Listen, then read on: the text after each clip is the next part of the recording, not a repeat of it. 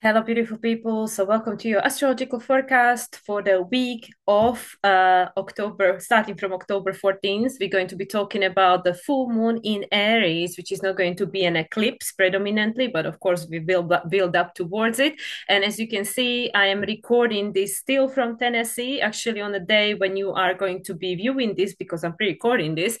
I will be leaving on Saturday, the 12th. So this is the day when I'm intending to post this video. And yeah, we know that even though we are experiencing reality in linear time, things are not quite so linear in reality. So we are going to tune into the energies of the next lunation, which will be the full moon in Aries. However, before we get there, of course, we have few other things to discuss. And I'm actually going to start with a card because even though I have my decks that I usually use when we are talking about lunations, there is another deck that wanted to be present. So I'm going to pull a card from this deck to start with. But prior to that, let me just open this space and invite my higher self, my spirit guides, angelic teams, our ancestors, galactic family, and all the beings of light that wish to be present for this recording. Also, Akashic record keepers, if there are any messages that we are supposed to know at this time or we are allowed to know, thank you for being present. And thank you everyone for being here. So let's see what this deck has in store for us before we dive any deeper into astrology. So this is a deck which I used before. It's called Sacred Destiny. It's from Denise Lin. And yeah, let's just see what wants to speak because this deck was really on my mind that it wants to be present. So let's see. Okay, so what is the first message that we are meant to know with regards to this week? Oh, action. And you know what's funny? This is exactly the card that was at the bottom of the deck when I took it out of the box and before I shuffled it, but I did shuffle it. And here we go again. You can see a stormy sky, and you can see, like, like there is like a stormy sky above the ocean. And we know that we've been experiencing a lot of weather conditions, even here in the area where I'm staying, actually, currently in Tennessee, not so far away. Yet, let's see what this card wants to tell us. And we know Aries is all about action, it's a fire energy. This is going to be a full moon, which is the illumination of what got seeded during the eclipse in April. So we are going to talk about all of that. And at the bottom we have purification. We can see this beautiful sunflower, which actually you can't see very well because of my camera, but we've got what we've got. So there is a sunflower over here, and sunflower is Leo energy. It is all about authenticity, right? So I'm just going to read what this action wants to tell us. Action card. All right, storm clouds gathering indeed. The sacred landscape wants you to know a shift is coming. The time is now. Don't hesitate. Face your fear. Do it anyway. When big change is on the horizon, it's time to take action. Of course, there are times to deliberate and carefully consider your next step, but not now. Now is the time to take immediate action. Look forward with a calm, steely gaze and then forge ahead with clarity, determination, power, and grace. Quicken your spirit by making decision now. Even if you are not 100% certain of your decision right now, it's better to make any choice than none at all. Well, as we know, Mars is all about going forward without too much thinking because it is the first sign of the zodiac. It doesn't have a experience of what might come out of it. It's literally just acting on a pure instinct and desire, because Mars is how Pluto acts consciously. And also, let me just quickly talk about this purification. We know that we are purifying the sense of who we are and our reconnecting with our authenticity. So I'm just going to read briefly. Summer rain. The secret landscape wants you to know it's difficult for now, vibrant energy to it is difficult for new, vibrant energy to enter your life if it is clogged with old and outdated energy. Cleanse and purify your body and your physical space. This is a great time for a detox, clutter clearing, cleansing, and space clearing. Release outdated energy to invite fresh, clear energy into your life. Eat lightly. Don't take things personally. Release resentment, guilt, and blame. Purify yourself, thought, word, and deed. Decluttering is modern day alchemy. If you don't love it or you use it, let it go. This card can also represent abundance, as flowing water is a metaphor for prosperity, and summer is the time of expansion. So, this is telling me this is where we are now. Action needs to be taken, and I feel that, this summer rain that you can't see because of my camera quality, it's about this sunflower. This is where we're heading. We are purifying and we are clearing the residue of the past, so we can create this new abundance, new authentic expression, this new reality. But yeah, first we need to go through this, and this is very much in alignment with my astrology practical application of astrology, which I just released as I'm recording this week before, which was talking about the shadow work. So if you haven't watched it, I recommend watching it. I rewatched it myself this time, and actually I learned something from listening to myself.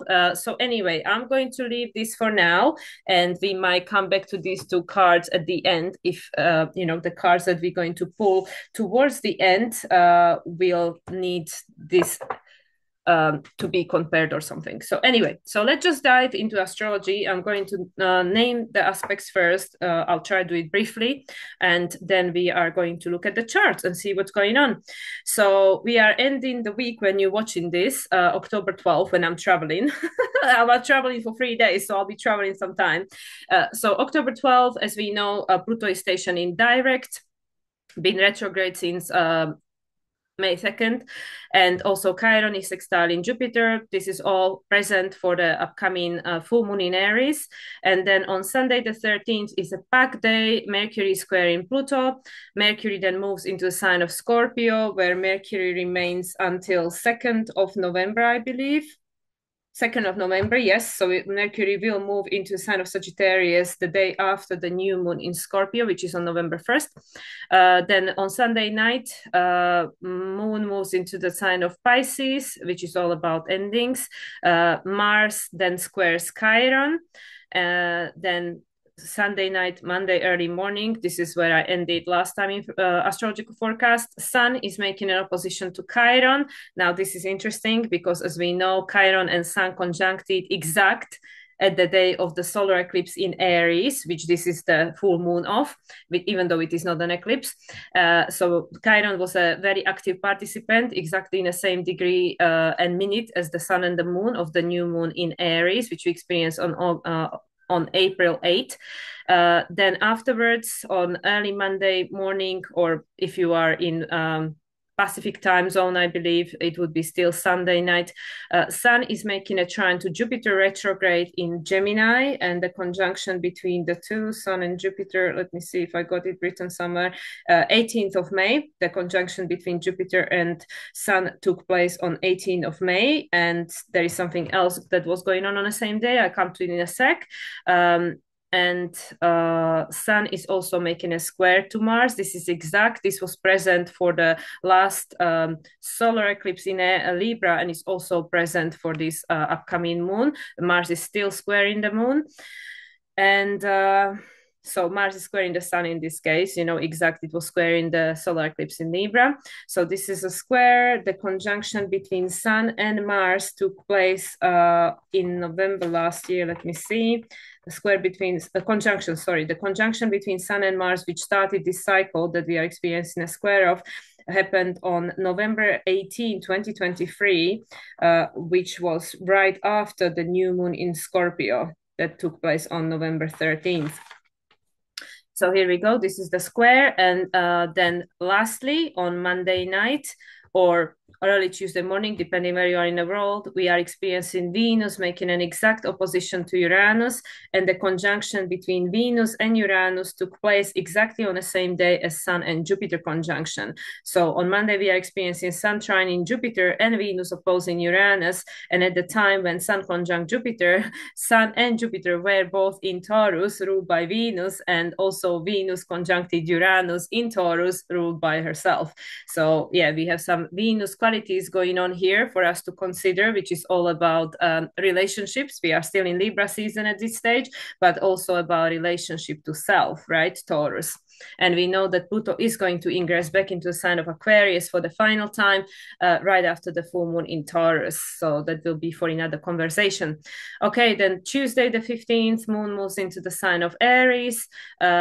Also, the same night, again, very dependent where you are in the world, Venus is making a trine to Neptune.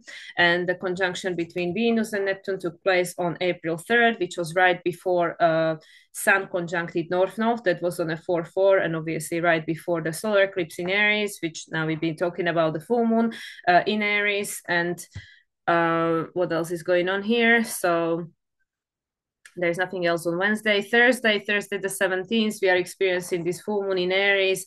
Depending where you are in the world, once again, for people here in Eastern time zone, which is where I'm recording this at the moment, it will be happening at 7:26 a.m. For the Central European time zone, which is where I'll be actually present during the time of the full moon, it will be at 1:26 p.m. or 12:26 if you are in the UK. So this is the full moon, and then right after the full moon, Venus will make an exact sextile to Pluto. This is, of course, all present for this lunation, and this is a closing sextile because Venus and Pluto are actually going to have a conjunction right after Mars stations retrograde in Leo. So that will be on December 7th. And then right after Venus makes the final sextile to Pluto on 29 degrees 39 minutes of Capricorn. Venus is at that stage in Scorpio. Venus moves into the sign of Sagittarius, and that's where Venus will remain. Let me see, where is it? Venus will remain in the sign of Sagittarius until 11:11. So Venus will move into the sign of Capricorn on 11:11 portal. Isn't that interesting? Alrighty ho. And then what else is to mention? On Thursday the 17th, Moon will move into the sign of Taurus, ruled by Venus, of course. Then Friday, we have Pallas making a square to Saturn. Saturday, Vesta making a trine to Uranus. Moon moves into the sign of Gemini on Saturday night. And this is how we're going to end the week and begin a new one. There are no other major aspects going on, just Moon doing what Moon always does, connecting with everything and everything. So so we can see that literally everything is happening right before the full moon in Aries, and then we have some after effects, and then of course there'll be more stuff going on the week later. Which will be in between the two lunations. But it's important to say that with this lunation, which is not an eclipse, the eclipse season is theoretically ending. It's theoretically ending. So now we will be moving just into the normal lunations, right? Like out of eclipse season. But as I mentioned in my previous videos, these eclipses we've just experienced, they are going to be impacting us for next couple of decades. So let's not be mistaken. This is not energy that just turns up and disappears. Like not this time. Not ever, but definitely not this time. So anyway, guys, I'm going to share the screen now so we can actually dive into the charts and see what's what, so people can actually see what I'm talking about. Just bear with me.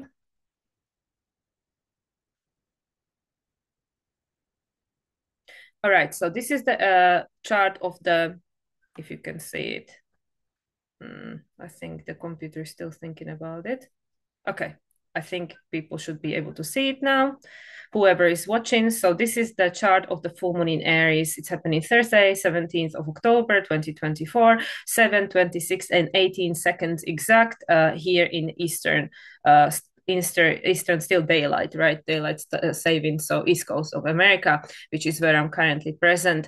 So as we know, this is a full moon. Full moon is an opposition between the sun and the moon, and it's an illumination of something that got seeded. So we are going back in time to the new moon, which is where this energy got seeded. New moon in Aries was, in fact, as we know, the solar eclipse in Aries, the second one. The first solar eclipse in Aries we experienced on April 20th, 2023, which was on 29 degrees of Aries, because that year we had two new moons in Aries. The first one took place in March, and that was on 0 degrees of Aries. The second one was the eclipse.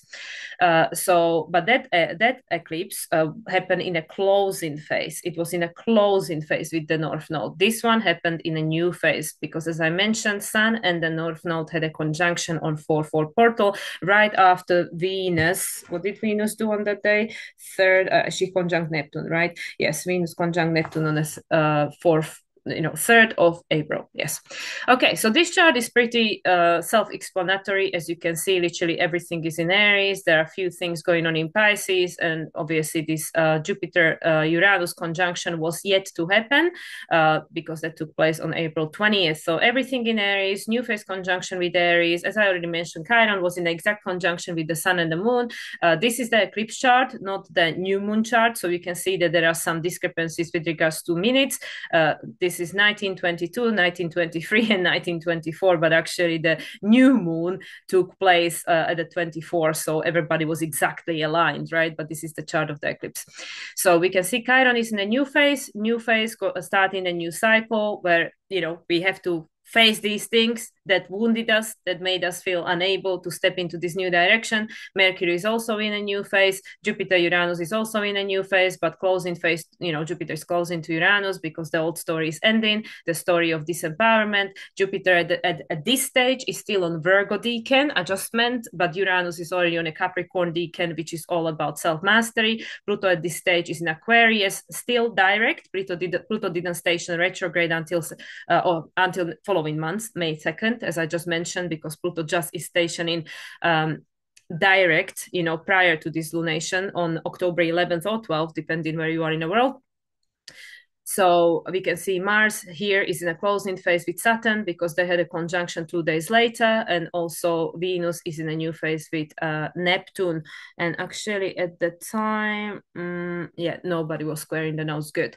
So so we can see some things are ending here, some things are beginning here. Venus, new phase to Neptune, but closing phase to the North Node. The way that we operate in relationship is ending. We need to reevaluate, look at it different way. This is Sagittarius decan, which is all about expansion of consciousness. Jupiter at the moment is in the sign of Gemini, ruled by Mercury. So we can see this was the seeding. This was the seeding of this energy which we are experiencing an illumination of, and it was supported by Pluto. You can see here Pluto.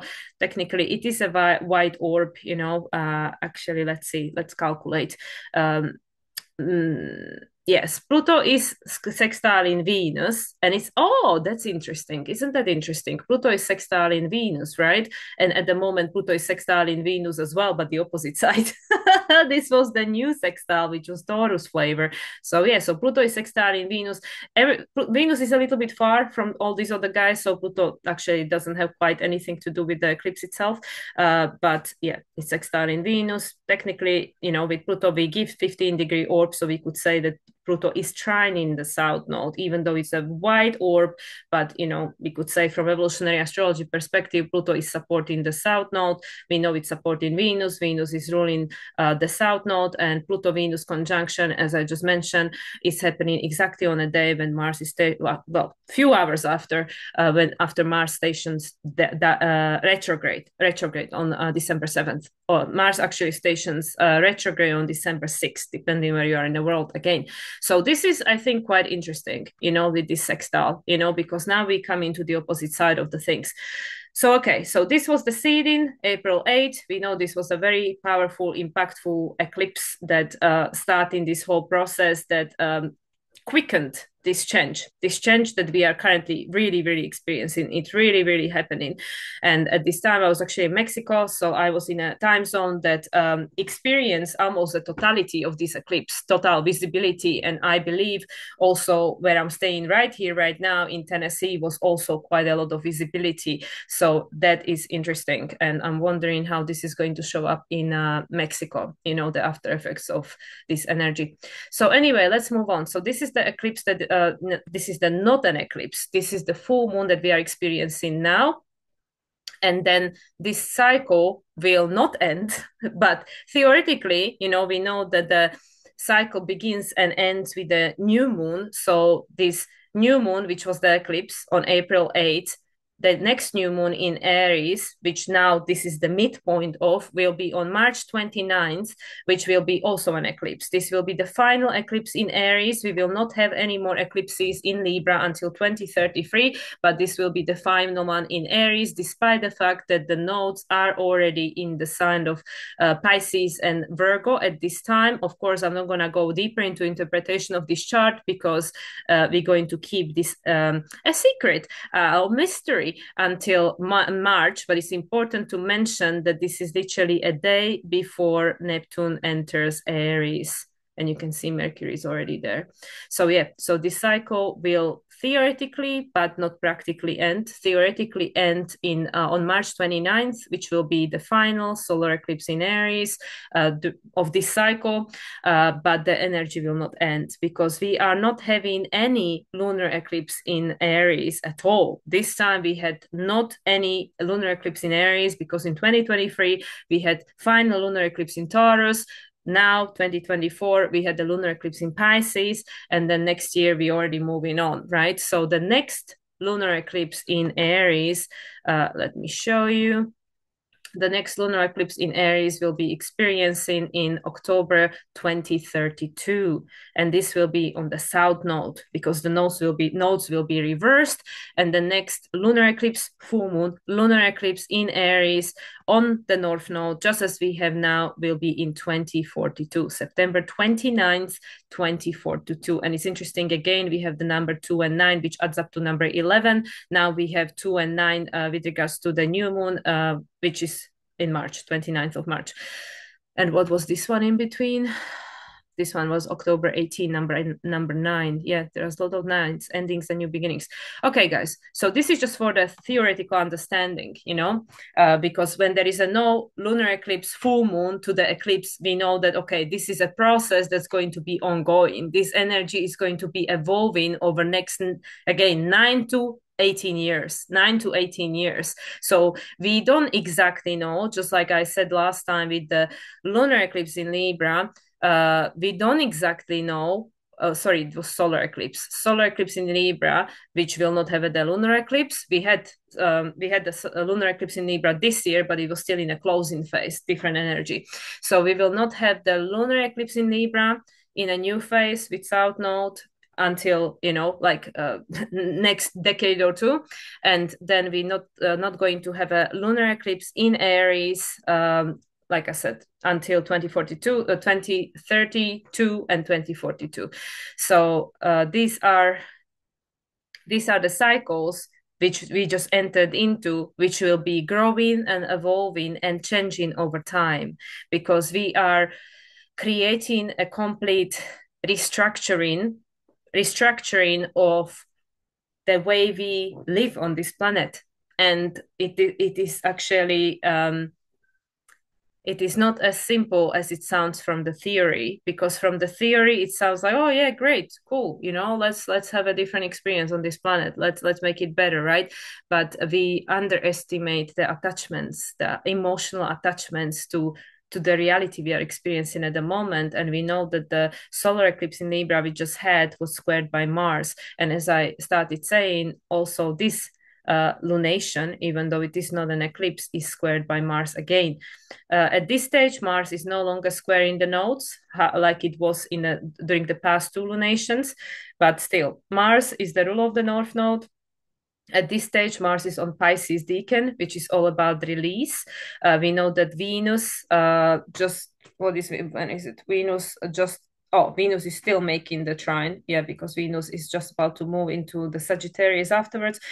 Venus is still making a trine to Neptune, and Venus is the rule of the South Node. Neptune is all about endings, and this is actually the final decan. This is the Scorpio decan, right? And Venus is still in the sign of Scorpio. And we actually, there should be a formation, right? Yes. This is not quite picked up on this chart because of whatever orb the are default for here. But you can see there is actually groundwater trine between Venus, Neptune, and Mars. Venus, Neptune, and Mars. And we know that last time we had the groundwater trine, with Saturn. It was Venus, Mars, and Saturn. So there is a lot of support with regards to what we experience in when it comes to our intuition, when it comes to the invisible realms, and we have the power within. We have the power within, but we need to tune within, because that outside of us, that is not going to represent necessarily as much support, because the reality is quickly changing and shifting, and it's becoming quite unstable and unreliable. We can also see that Jupiter is supporting this lunation, because Jupiter is trining the sun and it's sextiling the moon. So Jupiter at this stage is retrograde. It's helping us to dive within. Jupiter is on Aquarian decan of Gemini. So this is about going beyond. We have to go beyond the limited perceptions of reality and try to perceive what's going on slightly differently from a different lens, because also Mercury at this stage is in Scorpio. Yes, so it's technically every time when I do personal readings for people, and they have Scorpio and Mercury connection, like either Gemini rules the eighth house, or Scorpio rules the third house. It's like, well, whether you feel empowered or not depends how you identify the situation. Like, do we, which polarity do we use to identify the situation?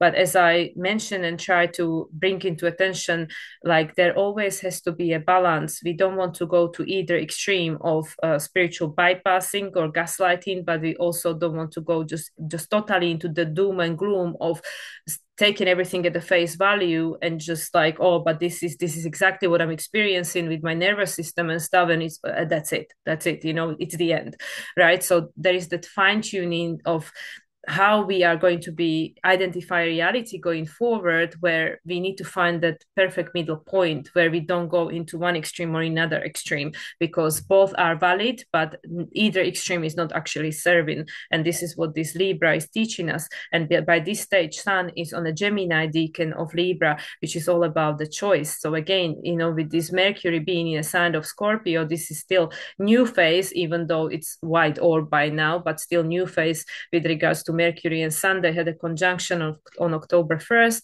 So this is another cycle that's beginning between the two of them, being reset, which is all about this neutralization, trying to neutralize all these polarities and, trying not to go too far into one or the other extreme. So with the full moon in Aries, as I mentioned, this is the illumination. It's showing us how far we've come since April 8th, but it's not going to show us the full journey of where we're going, because like I said, there will be no lunar eclipse in Aries until 2032. If you want to wait for the one then on North Node, just like now, then 2042. Yeah. So it's going to be a long time into the future until we see clearly what is actually going on and what's going to come out of this. How is this going to manifest in our experience?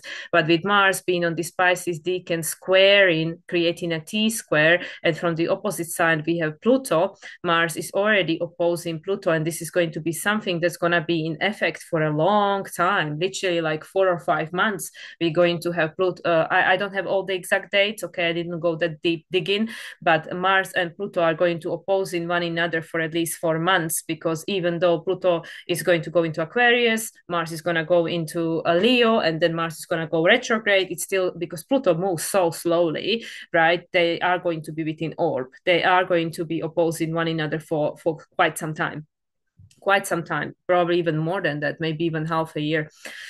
So this is all about balancing. Once again, this is about balancing. It's starting here with Pluto being in the sign of Capricorn. So it's saying like, okay, the structure of reality, we know Pluto by now is direct. So the structure of the reality, this is it. This is it. The change is here. The change is coming. Even the card is saying about the storm. We already are experiencing plenty of the storms, but we know that we are still pre-elections. So that definitely is going to bring some more energy, let's just say, one way or another.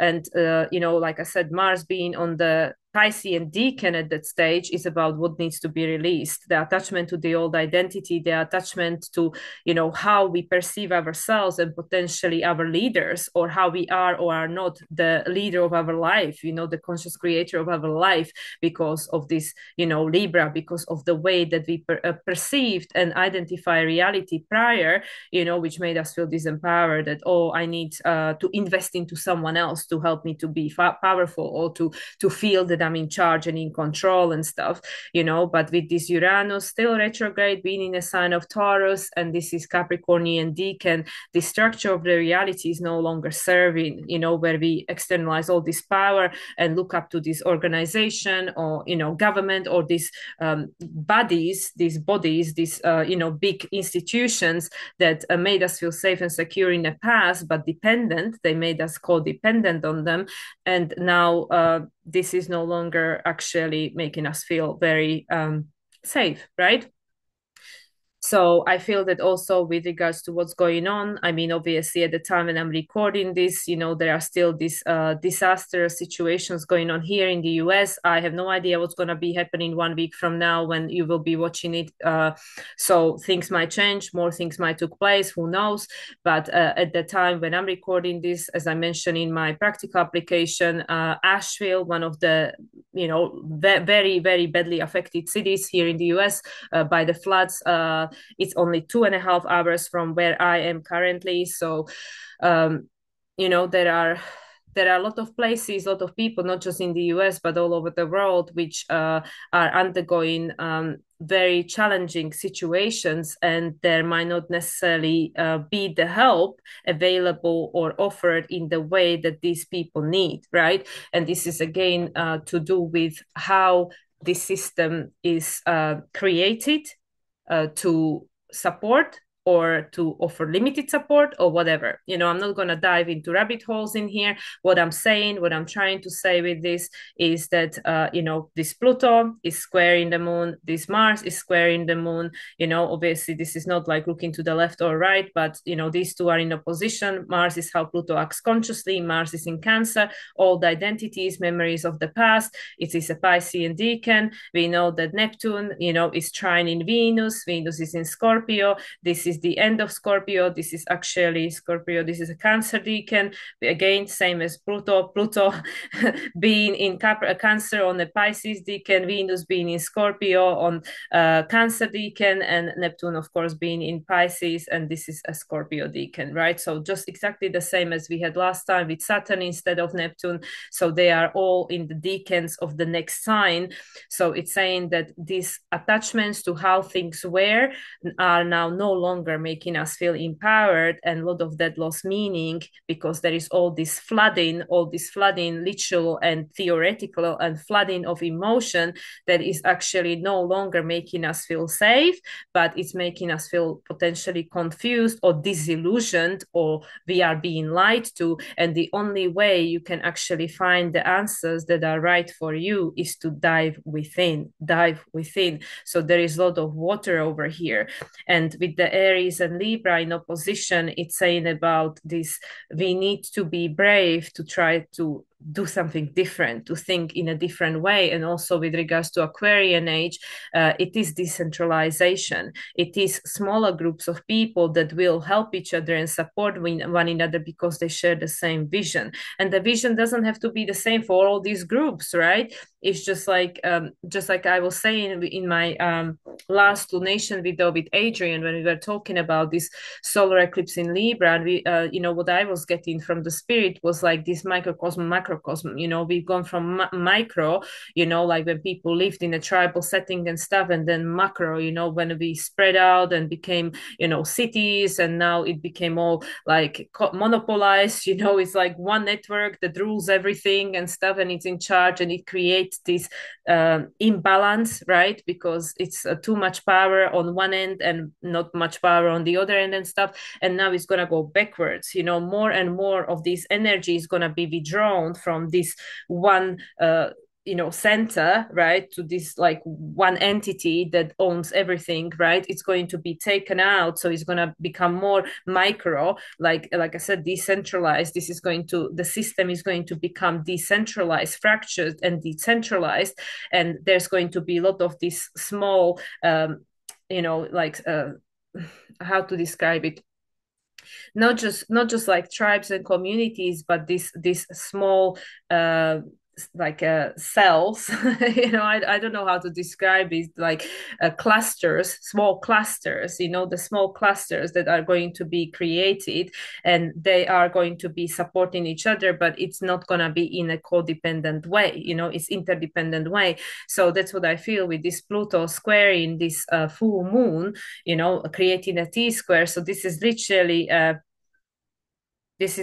a cardinal cross, right? Cardinal cross, which is creating a pressure for change, for us to go in a new direction. So we just had this Libra new moon solar eclipse after the full moon in Pisces lunar eclipse, which was all about ending, telling us this old is ending. Libra new moon solar eclipse. Libra is a cardinal sign. There is a new energy that's seeded that is going to be manifesting over the next 2 decades, right? And now we have a full moon in Aries, which is not an eclipse. So it's saying like, well, we don't know exactly what is this going to look like. We just know we have to keep going forward, right?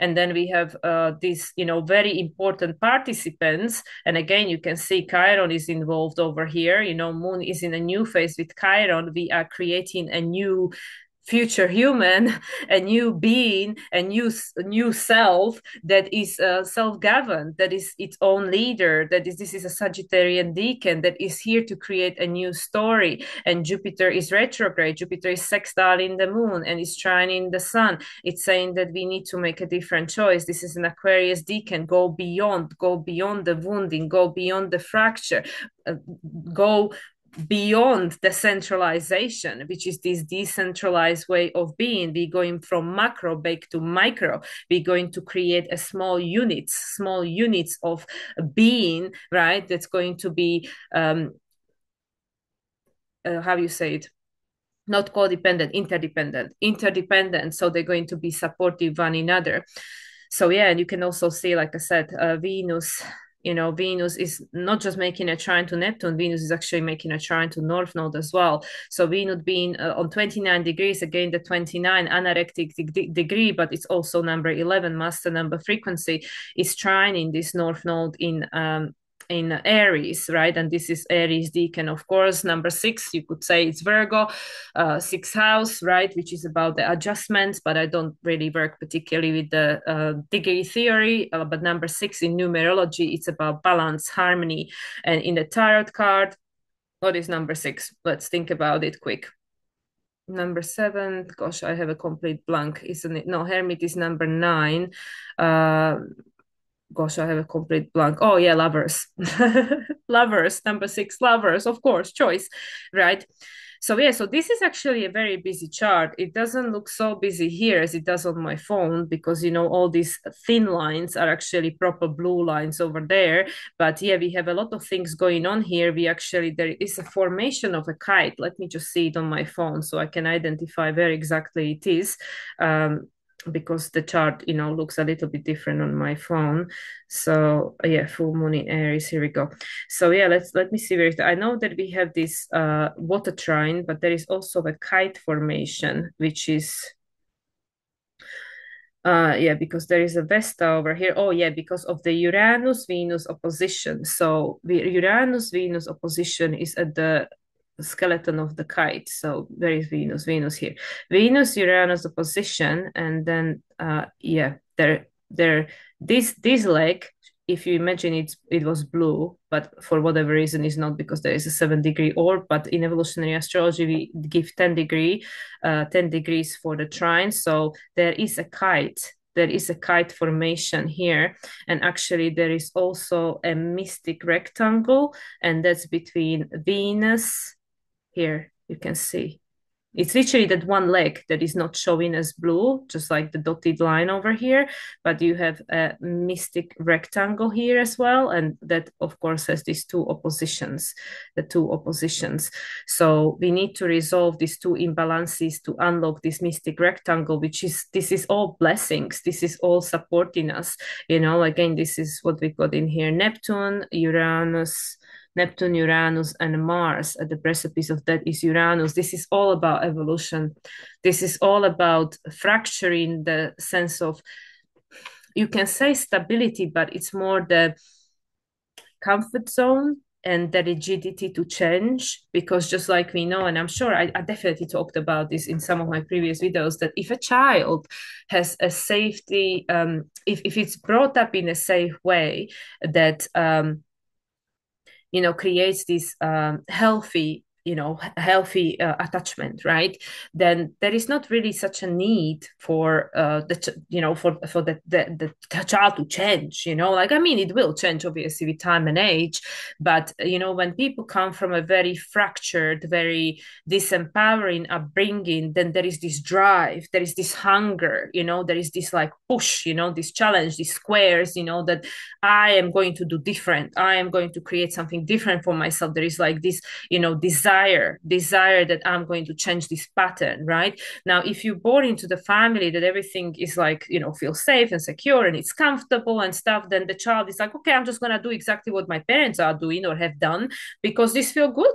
This feels good to me, right? So with this Uranus being on 26 degrees, which is, like I said, the Capricorn decan, and it adds up to number 8, which is the year we are still at, the Saturn and Jupiter ruled, and it is in a sign of Taurus, so it's saying that, like, this is a push from the universe to literally take away this sense of safety, security. This structure is being fractured because the change has to take place. The change has to take place, and we can see it very clearly with this Mars, which is how Pluto acts consciously in opposition with Pluto himself, and they both square in this full moon in Aries. So even though this is not an eclipse, because the nodes are far, they are just a little bit further than 10 degrees. They are 12-degree orb. There is a 12-degree orb, which no longer classes it, I believe, as an eclipse, and of course it's is the same here, 12-degree orb. So even though it is in the same sign, it is 12-degree orb.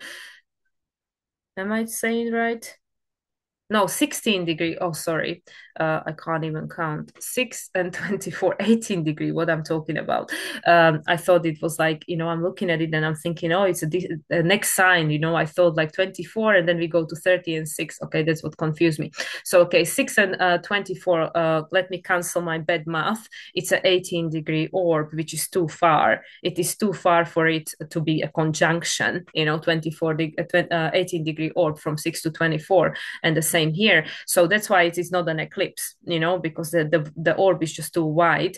However, because of the aspects that we have present, this will be very potent energy. It is a very potent energy because we have these two T squares, we have the grand cardinal cross, which is all about change, and these are all final degrees of the sign, the final decans, and this is also to do with Mars and Pluto. Mars and Pluto. Mars, how Pluto acts consciously. Mars is Pluto is the higher octave of Mars, right?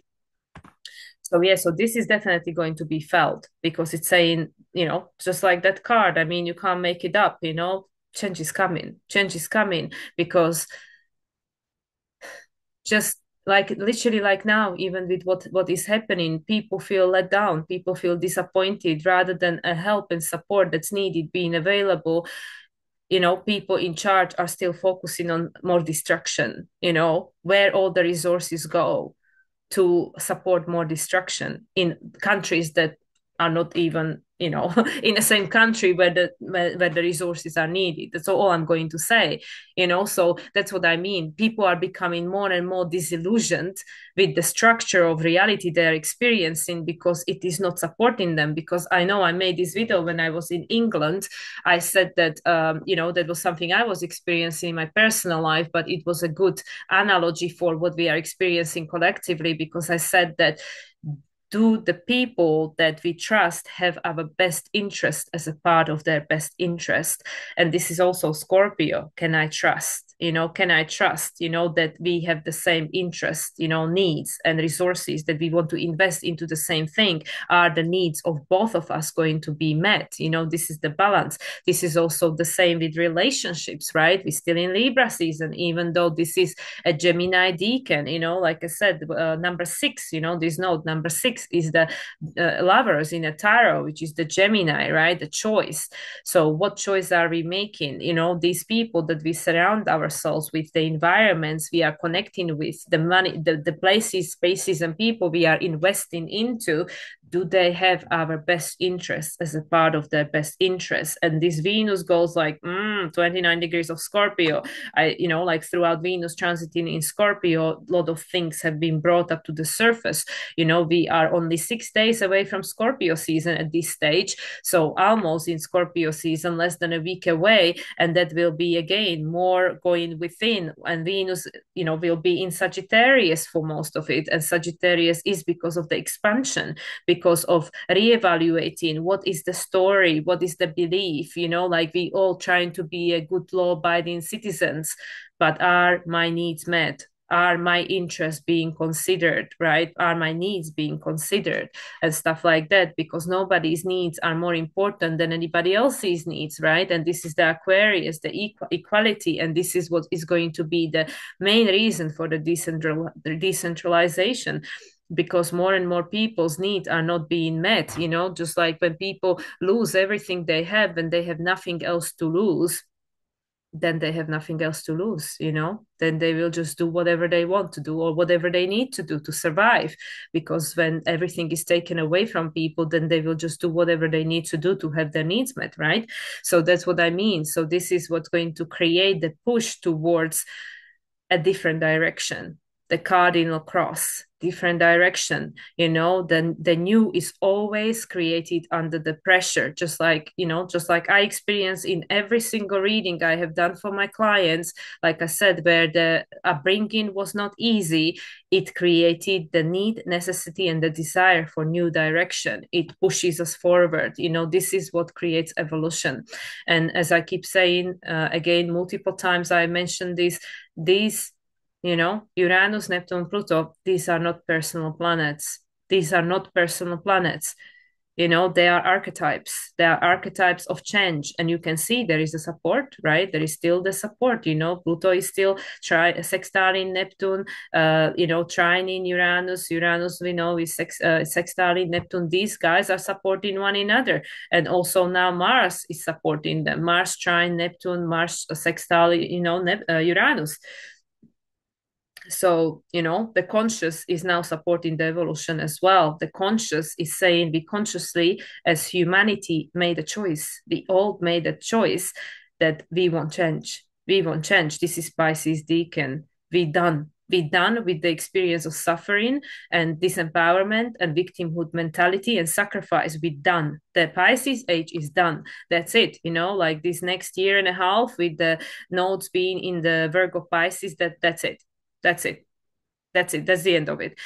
So this will be the transitionary period, where a lot of adjustments will be made. And we can see there is actually one in conjunction. Actually, there are two. Let me see where is the other one, because again, it's showing on my phone. So there is this one between Uranus and Sun, and then there was something with the South Node.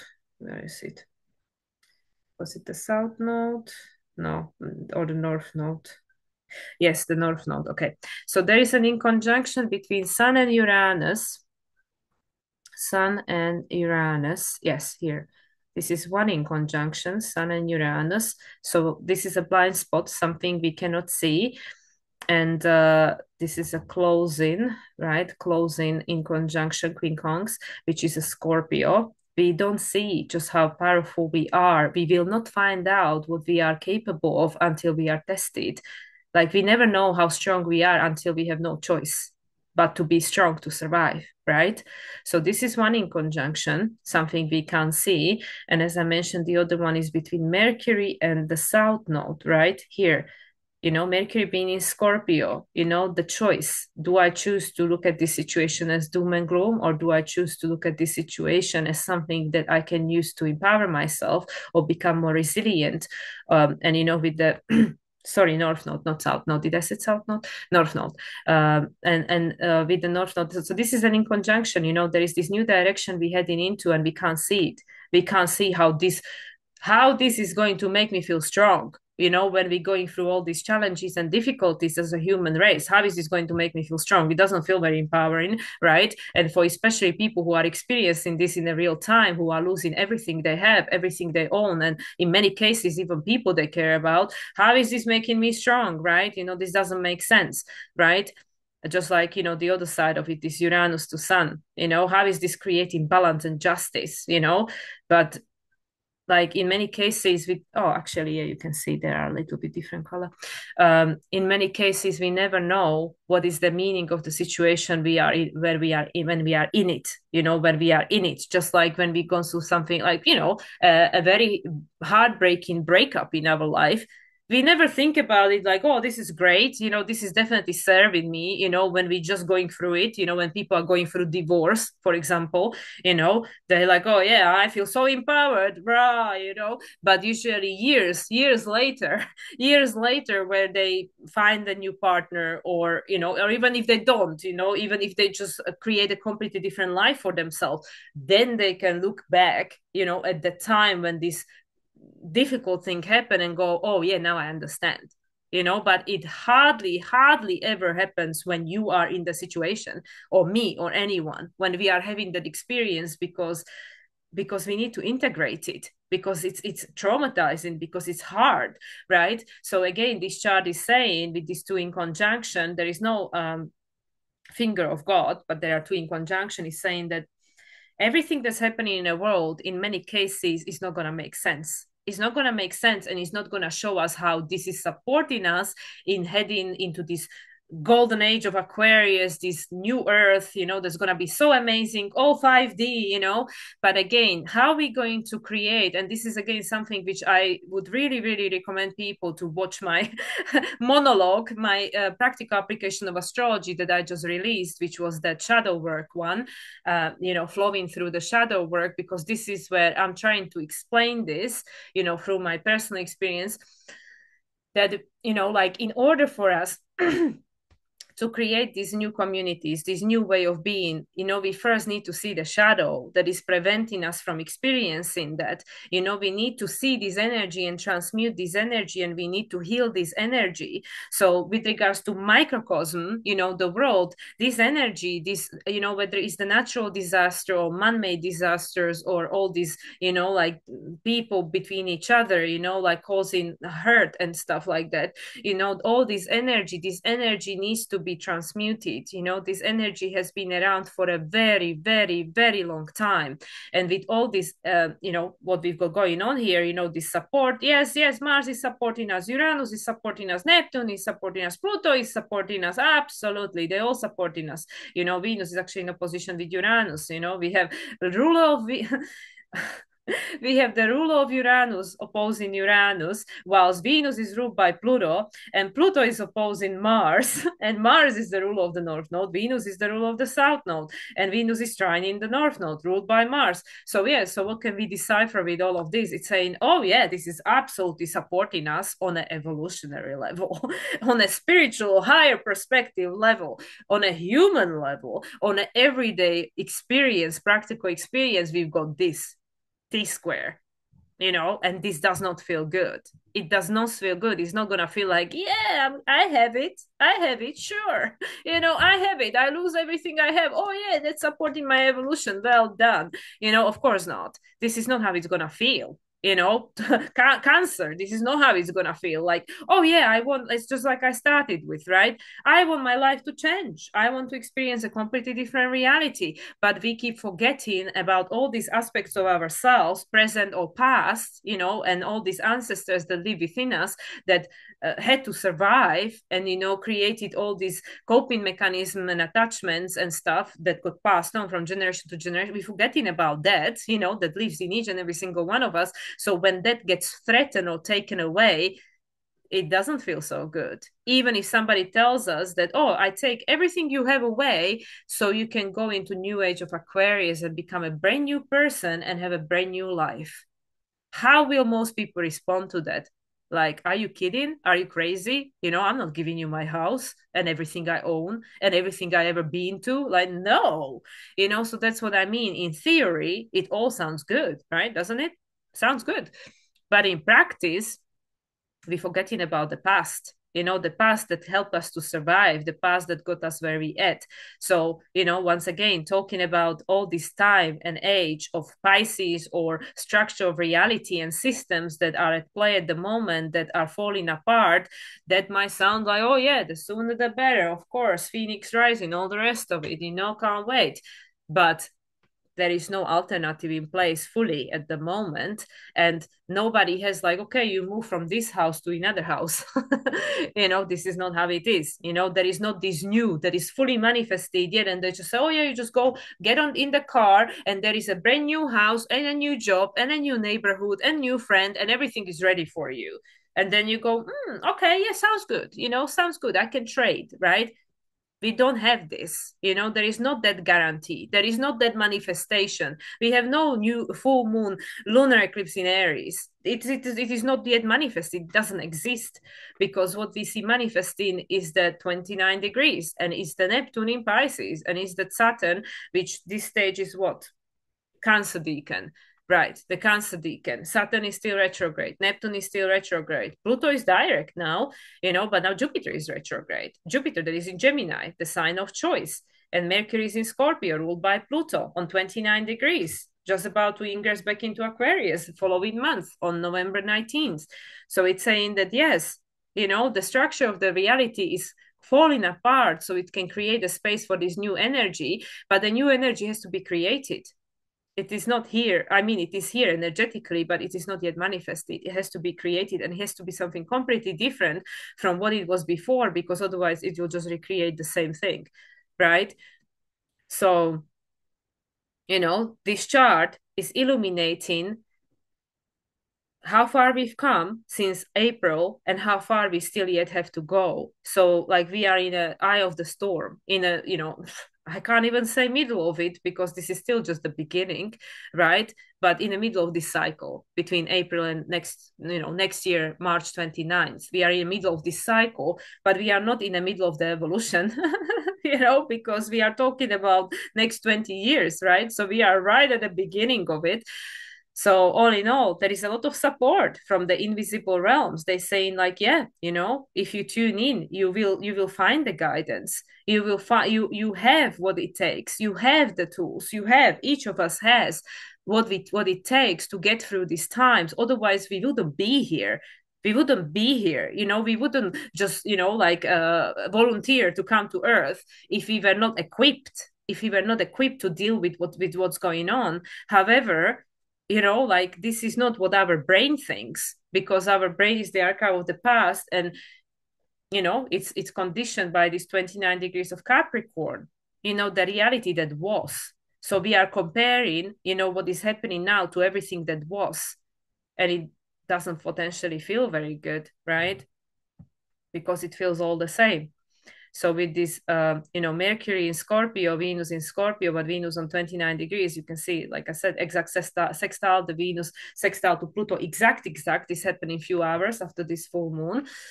And this is a closing sextile, which is, the opposite to this sextile,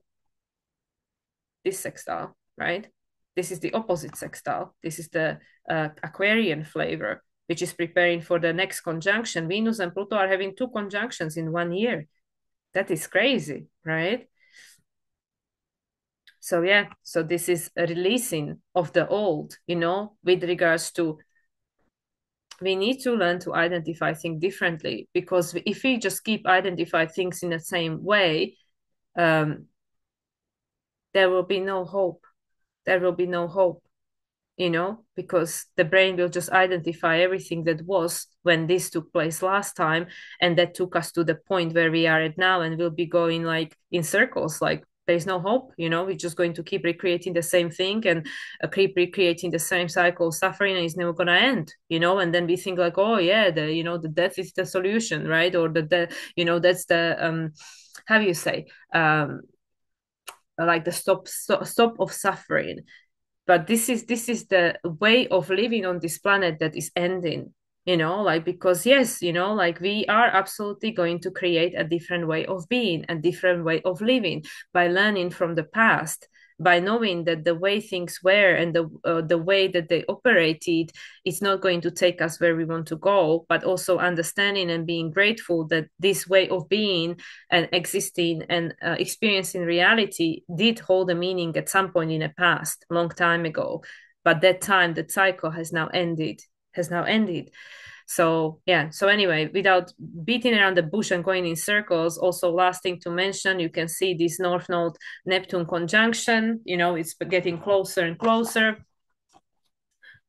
Yeah, it's 9 degrees apart, so it's technically a conjunction. The exact conjunction is happening on February 7th. And I did mention that Jupiter is stationing was it Jupiter? Yeah, Jupiter. Jupiter is stationing direct about the same time. So Jupiter, just to clarify the information, because I didn't have the dates, Jupiter is stationing direct on February 4th, which is the Aquarius season, and then the North Node Neptune conjunction is happening on February 7th. February 7th on 28 degrees and 9 minutes, which is 2 and 8 is 10, and 9, this is all about endings and new beginnings. And 10 and 9 is 19, which in tarot represents the sun, right? So 10 is the wheel of fortune, things are turning around. 9 is the endings, and then we have the card 19, which is the sun. So let's see what this conjunction will bring, because Pisces is all about completions. So yeah, so I'm gonna leave it at that, because I'm getting tired even listening to myself. So also look at this Lilith. Lilith is conjunct in it. But yeah, this is an illumination of that which needs to change because of the cardinal square that we have going on here, the grand cardinal square, and the two T squares, which, in opposition of those are the Pluto and Mars. And for obviously, because it is a full moon, sun and the moon, but also Lilith is a participant, which is the shadow of humanity. And this is an Aquarian deacon, because of the trauma, because of the disconnection, or the lack of individuation, because we weren't allowed to be authentic prior to this time. Even now, it's not necessarily welcome, but there is no other way to go forward. And also this Chiron, the Chiron and moon is in a new phase to Chiron, which is new direction, endings, and it's all about change. It's all about change. And like I said, the full understanding of the change that we are at the early stages of, and feels very intense, because these are all intense planets. It will be manifesting over the next 18 years, 18 to 20 years. So yeah, so this is where I leave it. I'm going to pull a few more cards with regards to guidance. But like I said, I know I keep saying that, oh, okay, I'm going to stop talking. There is a lot of support. This Venus, where is she?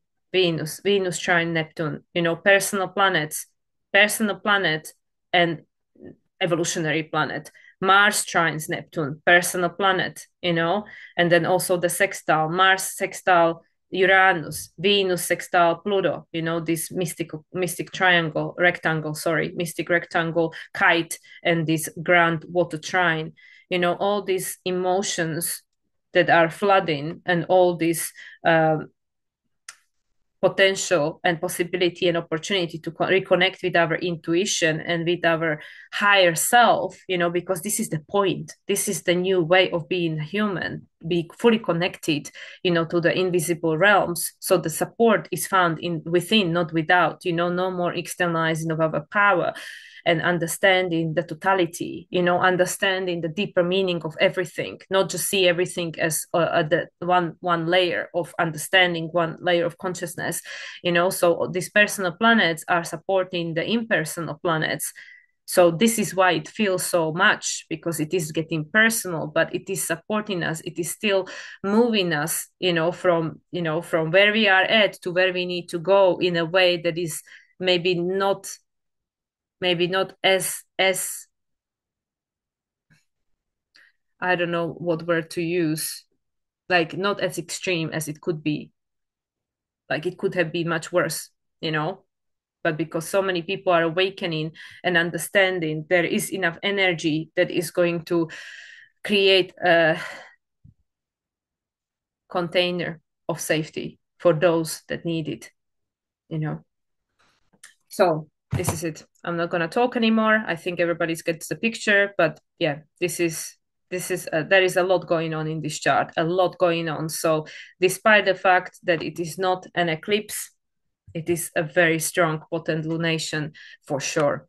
So I'm going to pull a few more cards, and let's see what we've got with that guidance with regards to this moon. Okay, let's ask the Queen of the Moon. Okay, Spirit, please give us some guidance with regards to this full moon in Aries. Okay. There are multiple cards, so I know what came out, but let's see what other card. Just one card, please, Spirit. Nourishment, and the card that also flipped was the nurture, the pregnant woman, like Empress. And here we have nourishment, very similar energy. We had this card before, the gestation period, the egg is not ready to be popped just yet, but this nourishment, again, water, and the crescent moon, the crescent moon, which you can think about the crescent, the sextile between Venus and Pluto, going from the Taurus to Aquarius, the foundation and the release. So yeah, there is the opportunity to invest into your future and take care of what it is that you want to create, the nourishment. But it has to start from within. Is the number seven, seven of cups, beware of the illusion and disillusionment. And also this is all Neptune archetype, the sense of victimization or the sense of deeper meaning. This is all Neptune. We can either choose to look at it through the spiritual eye or through the doom and gloom, but there always has to be a balance. And at the bottom is again void. This void is coming up like in every reading. Void, again, naked, being reborn. This is a dark moon. It's not even a new moon, it's a dark moon. The universe is the limit, but we don't know where we're going because we decide, this person is visioning, is dreaming the future. This is the number one, the new direction. But yeah, the nourishment, self-nurture, creating stronger foundation for humanity. Okay, let's ask Queen of the Sun, because it is Sun and Moon in opposition, to create the the Libra, the mirroring for the humanity. Okay, Queen of the Sun, what is your message for us? You see, Moon is all about the nurture. Nurture of self, because this is Aries, right? But it's the Sagittarius Deacon.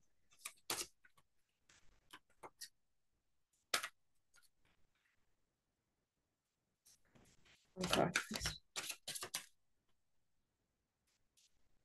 Hope, number 35, which is the number 8. You see, hope. And this looks like Emperor, doesn't it? Like this, what you call it, the antlers, right? Leader and the hope. And it also looks a little bit, well, it looks like a Viking, but also you could say like, like Merlin as well, hope. And there is a crow, and also crow on his head and snow, right? Don't lose hope. Better times are coming. Okay, let's see. This is a new deck, so I'm going to see just a short version of the interpretation. After the longest night, there is always a dawn. There is a cycle of darkness and light for everyone. Hope is worth acknowledging and celebrating. All is not lost. And the affirmation is, I know light will always return. Companion stone is chrysoprase, which is the heart chakra. It's a green stone. So don't lose hope. Don't lose hope. You are an alchemist. You are the creator. You can use this situation to your advantage. Oh, and on the other, at the bottom is Ra.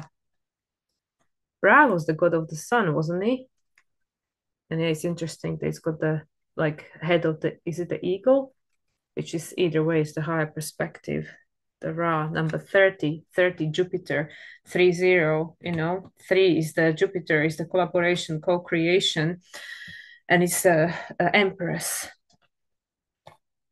which reminds me of this, the self-nurture. So let's see what this guy wants to say as well. Ra, order. Personal discipline assists us to be freer with our time. Creativity and good order work together. Power up and be fully alive. Remove yourself from chaotic situations and people. And then the affirmation is, I embody both creativity and good order. This is all about being able to take charge. And this is why I feel that when the system is less and less supportive to people and their life, people will create their own system. Like this is all about pushing us into leadership and self-governance. And yeah, and we don't know like how that's going to work out, but this is how it used to be in the old days. There was like the tribal leaders and shamans and whatever, like it wasn't like it is now. It was different. So we're going from micro to macro. We're going from the big to smaller. And then, when we get the smaller, when we get the basics right again, then the expansion will take place again. So, yeah. Okay, let's see the gateway of light activation. Gateway of light activation. So, yeah, don't forget to nurture yourself through all of this that's going on, because you are creating a new for yourself, but it has to be created from inside out, through discipline, leadership, and hope. Don't lose hope. So the gateway of light activation, let's see what portal is opening up for us. We have the 1010 portal, which is taking place next week. And then also, with the October 17th, that is number 8. 8 is 16, and 10th, 16 and 10, 26. So that's 8. So that is on the day that equals to number 8, which is the year we at. Let's see the portal. The portal that's opening up for us with this full moon in Aries. Please, Spirit, what's the guidance?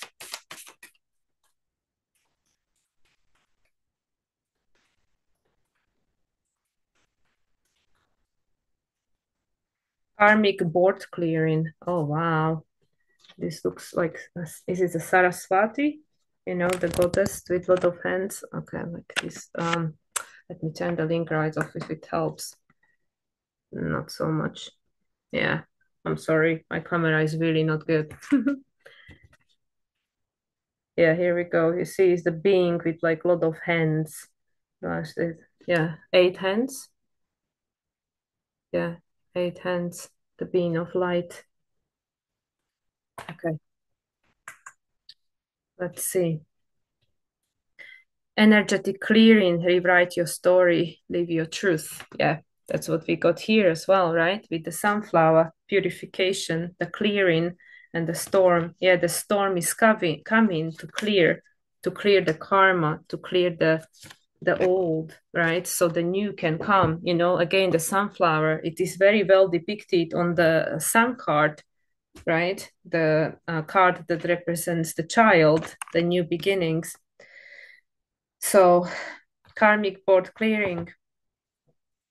At the bottom is Seraphim's gateway, voice activations, angelic attunement, and divine support. It's again being of light, which you can't see. being of light. Yeah, it's just, yeah, it's pointless with this camera. But anyway, let me just read for you what it says.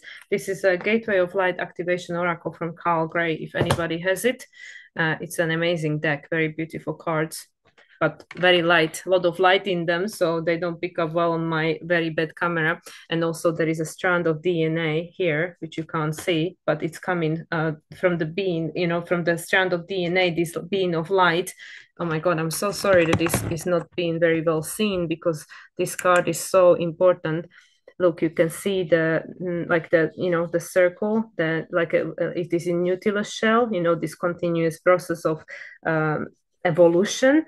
And then here at the bottom is DNA, which, yeah, it's just not going to pick up on the camera. But anyway, it is very beautifully depicted card. And the colors, the golden age, the angel in the middle is golden, the light being in the middle is golden, with all the light, all the white, and around it is all these greens and pinks and purple. It's all the colors of the higher chakras.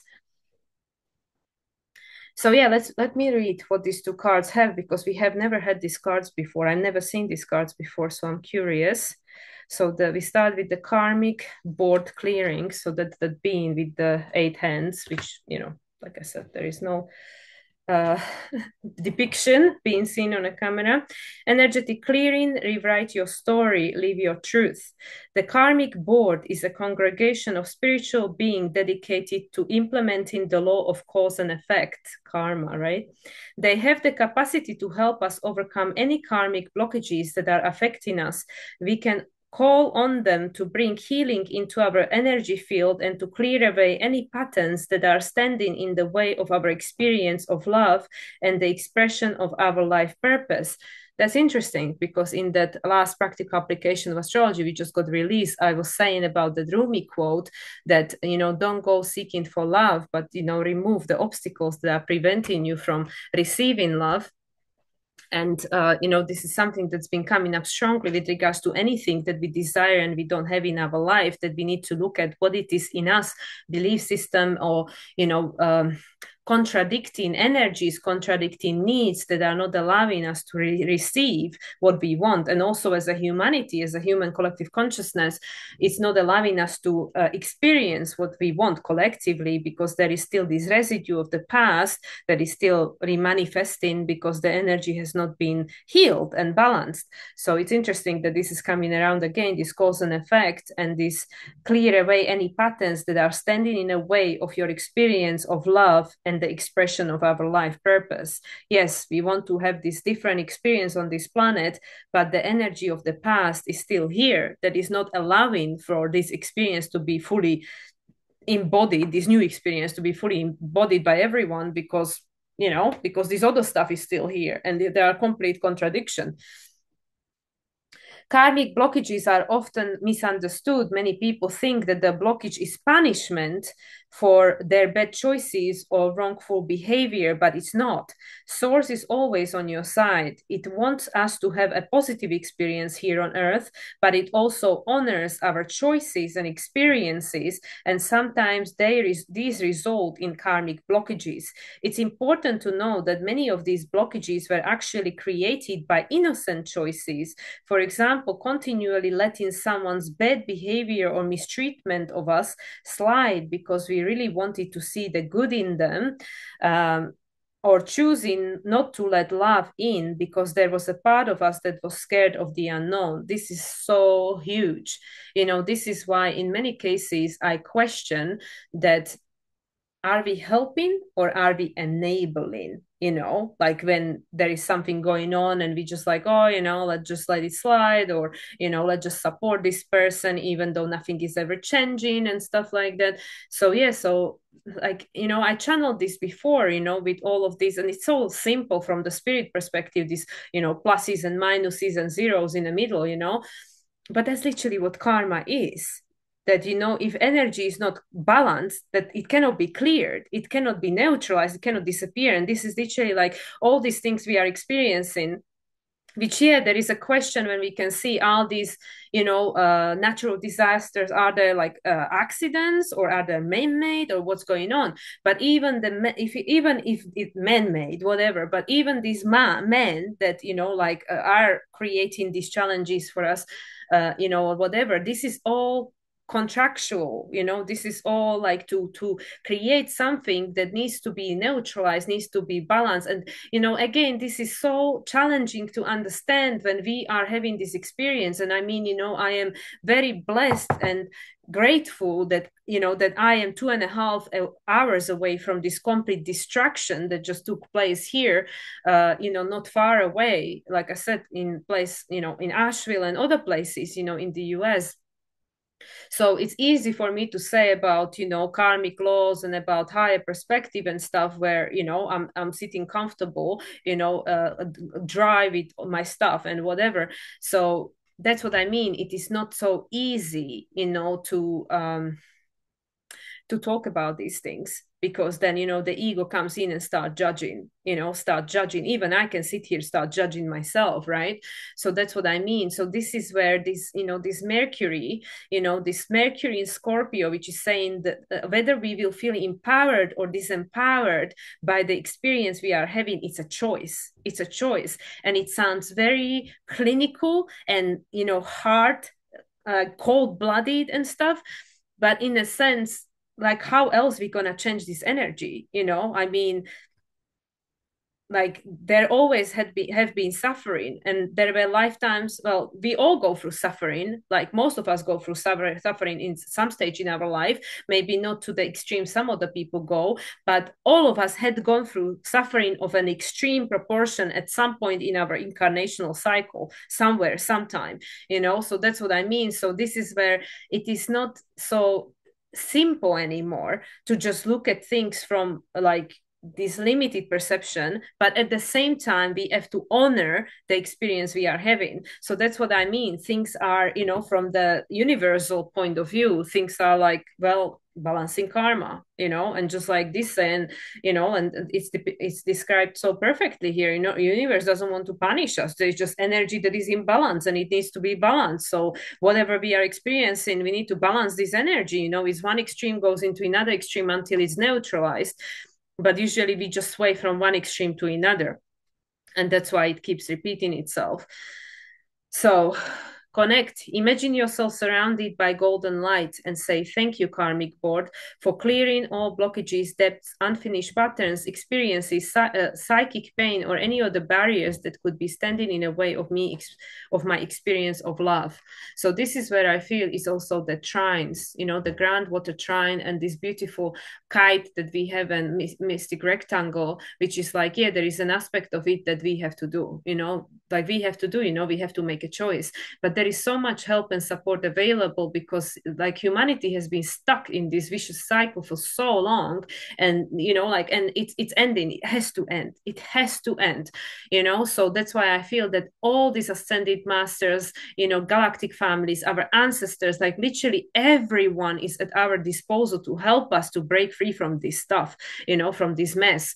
But we need to ask, and we need to be open to receive, right? Because like most of the time, the reason why we don't receive help is because we don't ask for it, or we don't feel we deserve it, right? When we think, oh, Archangel Michael has other things to do, who am I to ask for help or something? But we're talking about beings that are multidimensional. They can be in multiple places at the same time, serving a million people. So, so there we don't have to worry about that.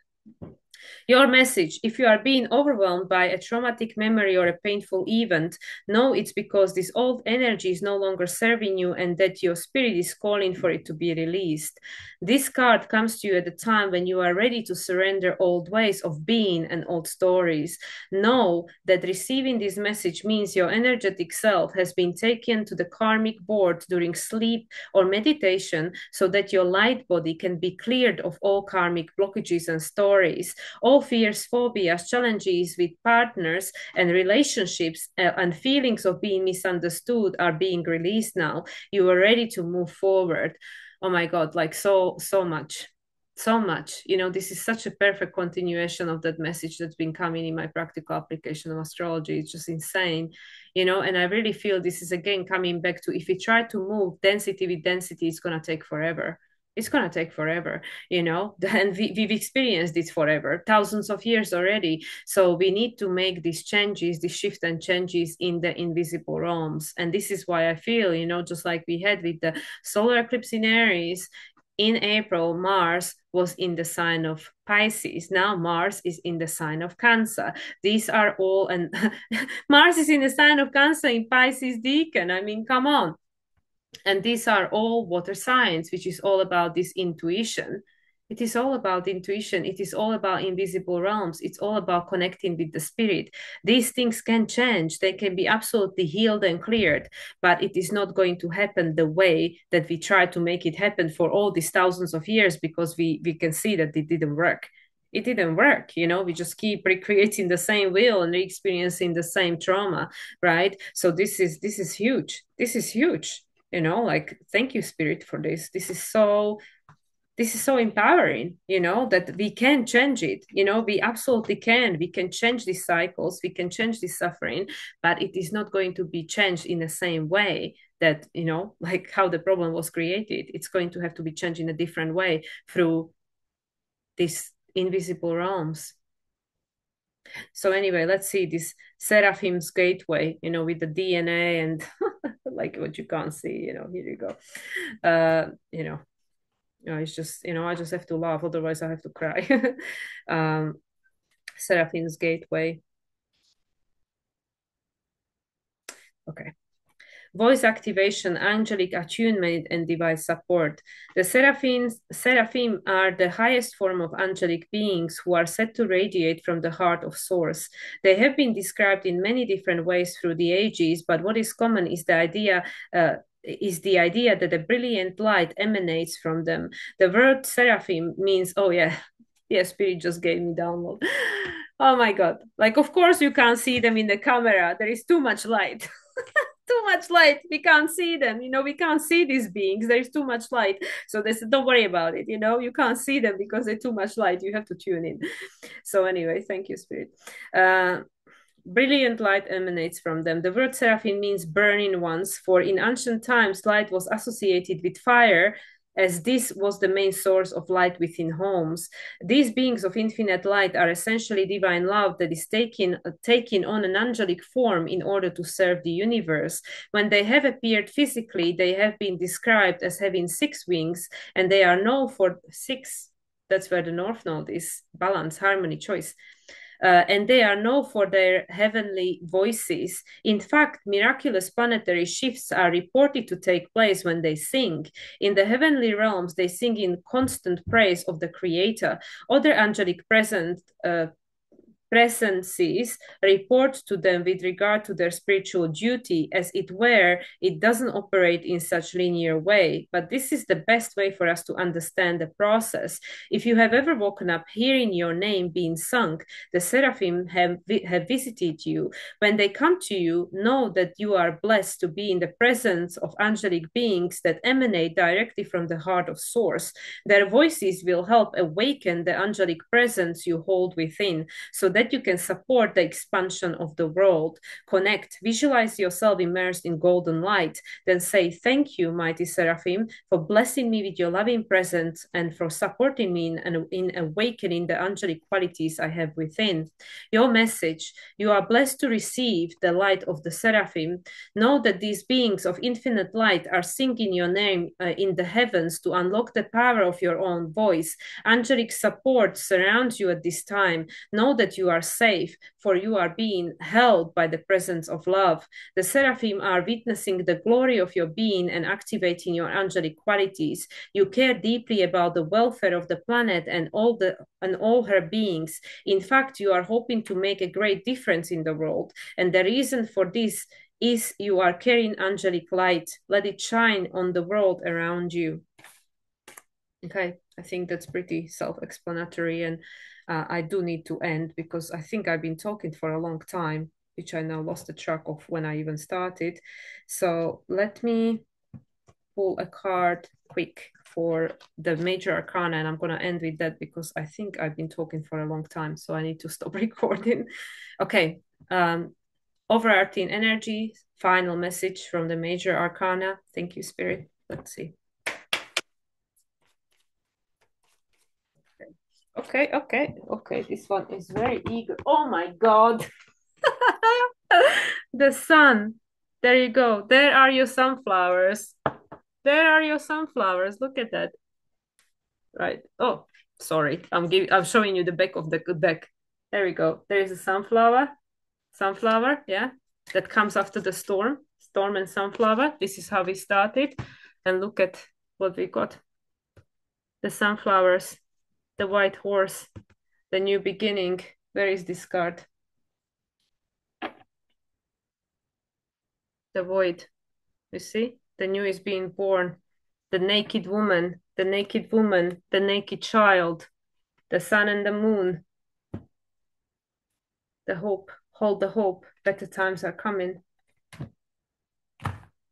New order will be established. Balance, harmony, the sun. Yeah, the light will win. The light has already won. This is a blessing, yeah? We know that the seraphims are helping us, the beings of light. You are a being of light. The karma is being cleared, right? Because the world cannot stay like this. It cannot stay like this anymore. And yeah, and the bottom is high priestess, just like I had in the last astrological forecast with the two horses, the white and the dark. Here we go, the high priestess. Tune in with your intuition. This is a moon. This is a moon, and this is the sun. The new moon. The new moon in Libra that just seeded the new energy. The next one will be the new moon in Scorpio after this one. Trust your intuition. Connect. You have all the answers within you. The light and the dark. All of it is present. Anyway, guys, I'm gonna really end now because, as I said, I feel that potentially this video might be a little bit long. I lost the track of time, so I really have no clue. But I hope that there was some value in it. I want to thank all my guides and ancestors and our galactic families and everybody that's been present for this reading, all the cards, all the messages that came from cards. Thank you. Thank you everyone for watching. As I mentioned, by the time you'll be watching this, very likely I'm somewhere either at the airport or in the air, or in between. Somewhere in between. But have a wonderful week ahead. My collaboration with Adrian will be recorded from me being in Europe, so that will be coming out towards middle of the week. And yeah, I wish everybody a wonderful rest of the weekend, great week ahead, and I'll speak to you again soon. Much love, everyone, and bye for now. Bye.